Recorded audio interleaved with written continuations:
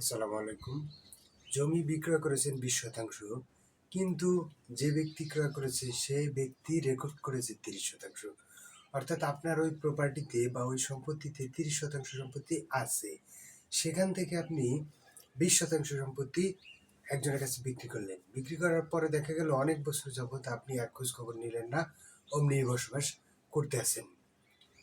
অনেক বছর পরে দেখা গেল আপনি রেকর্ড করতে গেছেন বা খাজনা দিতে গেছেন, দেখা গেল যে ওই বিক্রি যার কাছে করছেন ওই ব্যক্তির কাছেই রেকর্ড হয়ে গেছে। আপনার করণীয় কি? অ্যাকচুয়ালি যদি ওই প্রপার্টি আপনার দখলে থাকে, অর্থাৎ ওই 20-এর বাদে 10% যদি আপনার দখলে থাকে তাহলে হবে এক মামলা। যদি দখলে না থাকে তাহলে হবে আরেক ধরনের মামলা। যেমন যদি 20-এর জায়গায় 30% সম্পত্তি উনি পুরোটাই দখলে থাকে, আপনি যদি দখলে না থাকেন, তাহলে ওই 10% সম্পত্তির জন্য আপনাকে দখল উদ্ধারের মামলা করতে সহ রেকর্ড সংশোধনের মামলা করতে হবে। যদি আপনি দখলে নিজেই থাকেন, শুধুমাত্র রেকর্ডটা ওনার কাছে চলে গেছে, এরকম হলে শুধুমাত্র রেকর্ড সংশোধনের মামলা করলেই চলবে।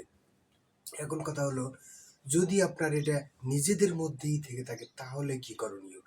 যেমন ধরেন ভাই বোনের মধ্যে সম্পর্ক, বোন দখলে নেই, বোন হলো কি স্বামীর বাড়িতে আছে, আর আমি সেই সম্পত্তি দখলে আছি, কিন্তু আমার কাছে বিক্রি করছে 20, আমার নামে রেকর্ড করে নিয়েছি 30, আমার বোন পাবে অবশ্যই 20।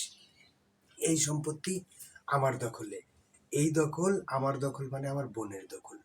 এখানে স্বামীর বাড়ি আছে বলে বোনের দখল নাই, এইটা হবে না। বোন, ভাই, এরা যদি ভাই যদি বিদেশেও থাকে সেই ক্ষেত্রেও এরা দখলে আছে বলে গণ্য হবে। অর্থাৎ এদের ক্ষেত্রে দখল উদ্ধারের জন্য মামলা করতে হবে না। তবে কি মামলা করতে হবে?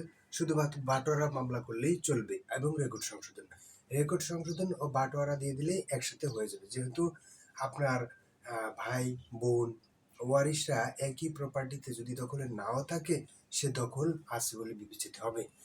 যদি এই বিষয়গুলো কোনো জটিলতা সৃষ্টি হয় বা এরকম কোনো কাহিনীর মধ্যে পড়েন, তাহলে আপনি সঠিক একটু পরামর্শদাতার কাছে যান, সঠিকভাবে পরামর্শ পাবেন আশা করি। সবাইকে ধন্যবাদ। আসসালামু আলাইকুম।